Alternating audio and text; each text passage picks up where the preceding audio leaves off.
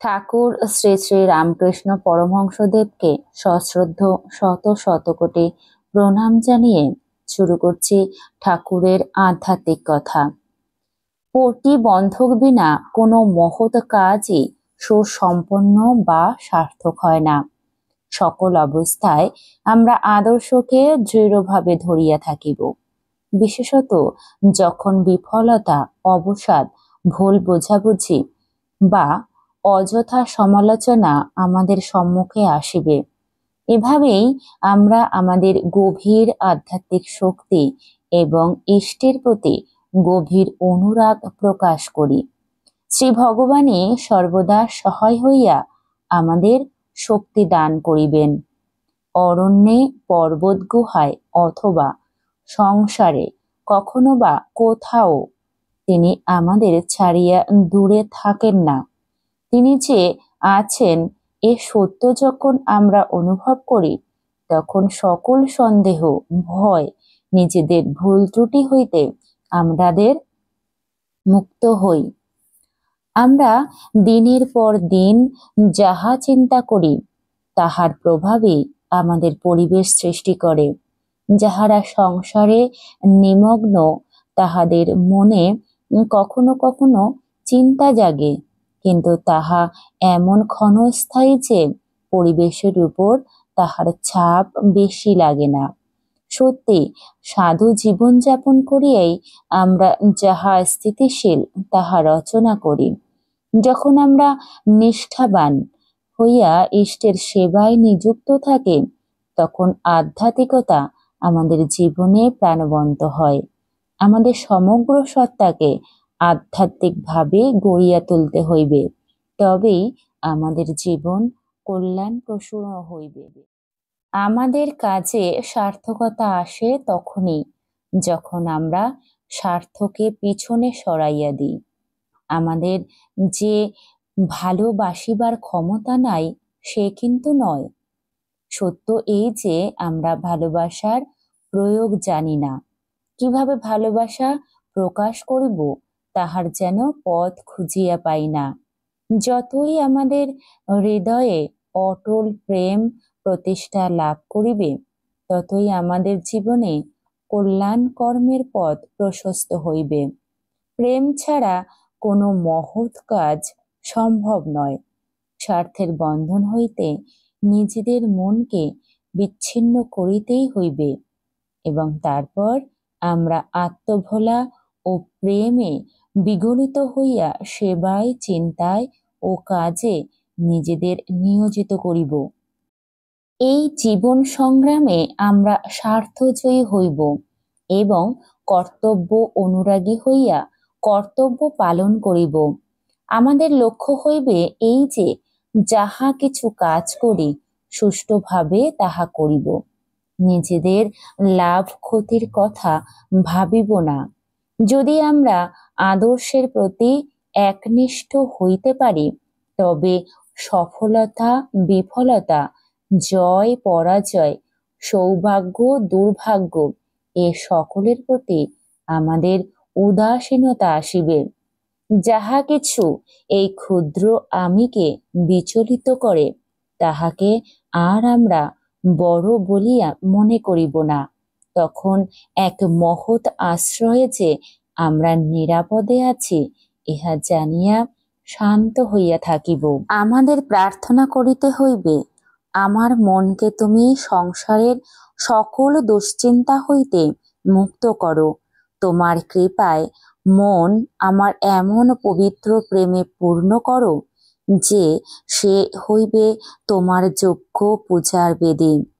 হে অনন্ত পুরুষ, তুমি যে সত্য স্বরূপ ইহা আমাকে বুঝিতে দাও এবং আশীর্বাদ করো আমার দৃষ্টি যেন কখনো তোমায় না হারায়। হে পরম দেবতা, তুমি আমার সহায় হও যেন আমি আমার অহমিকা, অভিযোগ, সংগ্রাম সবকিছু ভুলিতে পারি। তোমার প্রতি নিঃস্বার্থ ভক্তির স্রোতে যেন নিজেকে হারাইয়া ফেলি। তুমি আমাকে সকল ক্ষুদ্রতা ও তুচ্ছ হিসাবের চিন্তা হইতে রক্ষা করো। তোমার দিব্য প্রেম এবং যথার্থ আত্মবিসর্জন দানের ভাবে আমাকে পূর্ণ করো। হে অনন্ত প্রেমময় দেবতা, তোমার শ্রী চরণতলে আমার এ হৃদয়কে পাতিয়া দিলাম। ইহা যেন সকল স্বার্থের কলুষ হইতে ধৌত ও নির্মল হয়। এ হৃদয় যেন ঘৃণাহীন শুদ্ধ ভালোবাসা প্রকাশ করে এবং তোমার ও তোমার সন্তানগণের ঐকান্তিক সেবায় পূর্ণ আনন্দ খুঁজিয়া পায়। হে প্রভু, সর্ব আশীর্বাদ দাতা, তোমার দানের মূল্য আমরা স্থির করিতে পারি না। তুমি আমাকে তুষ্ট দান করো, যেন সে হৃদয় স্বার্থ অন্বেষণ ও দেনা পাওনার হিসাব হইতে মুক্ত হয়। আমার বিদ্রোহী মনের চিন্তাগুলিকে তুমি দমন করো, তাদের নীরব করিয়া দাও এবং আমার ভিতরে আত্মনিবেদন ও আনন্দপ্রসূ সেবার ভাব জাগ্রত করো।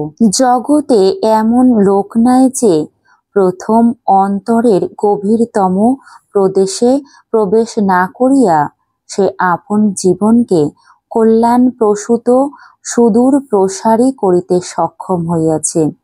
যদি সে আগে এই ধর্ম পালন না করে, তবে তাহার সকল কর্মে এক চিন্তাশীলতার অভাব প্রকাশিত হইবে। এ জীবনে আদর্শগামী হইবার অসংখ্য সুযোগ আসে, কিন্তু আমরা যদি হৃদয়ে বিক্ষিপ্ততা, নিরানন্দ, সন্দেহ ও হতাশা বহন করি, তবে আমরা নিজেরাও আনন্দ লাভ করিতে পারি না, অপরকেও আনন্দ দান করিতে পারি না। যখন আমরা কেবল আনন্দ, শান্তি ও শ্রদ্ধায় অন্তরকে ভরিয়া রাখি, তখন আমরা ভগবানের সেবা ও জগতের সেবায় সমর্থ হই।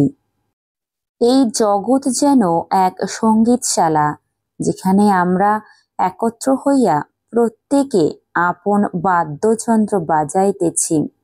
আমাদের যন্ত্রকে এমন ভাবে বাঁধিতে হইবে যে যেন সকলের সঙ্গে এক তালে সুর মিলাইয়া বাজে। কোনো কোনো লোক আছে যাহারা স্বভাবতই মন্দবুদ্ধি। শুধু তাহাই নয়, তাহারা যেন মন্দকে আকর্ষণ করে আর মন্দ সৃষ্টিও করে। আবার এমন লোকও আছে যাহাদের দৃষ্টিতে সমগ্র জগৎ যেন ভগবানের মন্দির।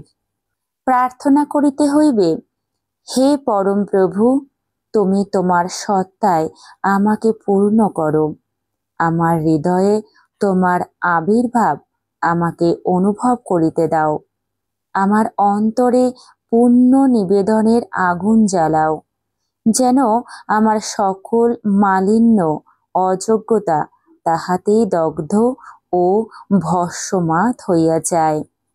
প্রেমময় দেবতা, আমার প্রতি তোমার কৃপা বর্ষণ করো, যেন আমার সকল ত্রুটি আমাকে পরিত্যাগ করে, যেন আমার সকল স্বার্থপরতা ও অহংকার দূর হইয়া যায়। আমার হৃদয় যেন পবিত্র হয় এবং তোমার সঙ্গে বাদ্যযন্ত্রের মতো নিখুঁত সুরে বাঁধা থাকে। আমাদের অভ্যাস যোগ প্রসূত জ্ঞান আমরা জীবনের মধ্য দিয়ে প্রকাশ করি। প্রত্যেকেই এই জ্ঞান অর্জন করিতে পারে। যাহাদের মহান আত্মা, তাহারা সকলেই জ্ঞান দান করিতে চায়, কিন্তু যাহাদের দান করিবেন তাহাদের গ্রহণ করিবার ক্ষমতা থাকা চাই।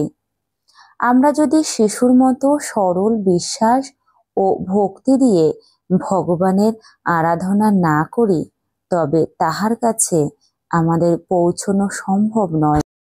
যে জ্ঞান আত্মনিবেদনের ফলে আসে, সেই উচ্চতর জ্ঞান আমাদের অর্জন করিতে হইবে।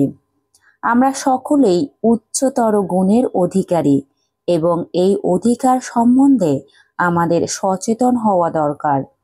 আমাদের মানসিক গঠন এমন হওয়া চাই যেন যে কোনো অবস্থায় আমরা নিজেদের নির্দিষ্ট কাজের জন্য প্রস্তুত থাকিতে পারি। তারপর সারা দিন কার্যকলাপ শেষ করিয়া আমরা অতিরিক্ত ক্লান্তি অনুভব করিব না, বরং নতুন শক্তি বোধ করিব। যখন আমরা নিজেদের ক্ষুদ্র গুণরাজির উপরে নির্ভর করি, তখন সামান্যই কার্যসিদ্ধি হয় আর সহজেই ক্লান্ত হইয়া পড়ি। বিশ্বাস, সরলতা, দীনতার ভিতর দিয়াই আমাদের জীবনে নতুন শক্তির সঞ্চার হয়। প্রার্থনা করিতে হইবে, হে জ্যোতিস্বরূপ, তুমি শিখাইয়া দাও কি রূপে আমি প্রকৃত জ্ঞান অর্জন করিব। আমার ভিতরের অন্ধকার তুমি বিনাশ করো। আমাকে এমন শিশু সুলভ সরলতা ও মুক্ত মন দাও, যেন আমি আমার সেই দিব্য জ্যোতিকে জীবনে প্রতিফলিত করিতে পারি। সেই জ্যোতি যেন আমার সকল চিন্তা ও সকল কর্মের মধ্য দিয়া বিচ্ছরিত হয়। যিনি সর্বভূতে আত্মরূপে বিরাজ করিতেছেন, তিনি যেন আমাকে ভয় ও উদ্বেগ হইতে মুক্তি দান করেন। তাহার প্রেমের আবরণে ঘিরিয়া তিনি যেন আমাকে রক্ষা করেন। আমি যেন তাহার নিকট হইতে সার বস্তু আহরণ করি। তাহার নিত্য আবির্ভাবের মধ্যেই যেন আমি বিশ্রাম ও শান্তি খুঁজিয়া পাই। আমি যেন আমার নিজের জীবনকে সেই নিত্য স্বরূপের সঙ্গে বাঁধিয়া রাখি এবং সর্বতোভাবে একমাত্র তাহার উপরেই নির্ভর করি। পুনরায় ঠাকুর শ্রী শ্রী রামকৃষ্ণ পরমহংসদেবকে সশ্রদ্ধ শত শত কোটি প্রণাম জানিয়ে আজকের উপস্থাপনটি সমাপ্ত করছি। আমার এই উপস্থাপন যদি ভালো লেগে থাকে তাহলে অবশ্যই কমেন্ট করে জানান এবং সাবস্ক্রাইব করুন, যাতে পরবর্তী ঠাকুরের কথাগুলি আপনাদের কাছে সকলের আগে পৌঁছে যায় এবং অন্যান্য ভক্তদের মধ্যে শেয়ার করে দেবেন। ঠাকুর মা স্বামীজির আশীর্বাদ সকল ভক্তগণের উপর বর্ষিত হোক, এই প্রার্থনা ও কামনা করি।